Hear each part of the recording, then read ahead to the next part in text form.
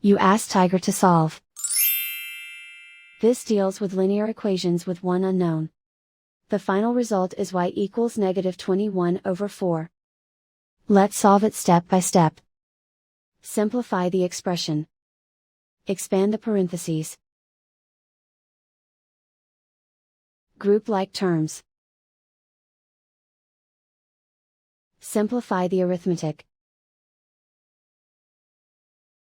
Swap sides.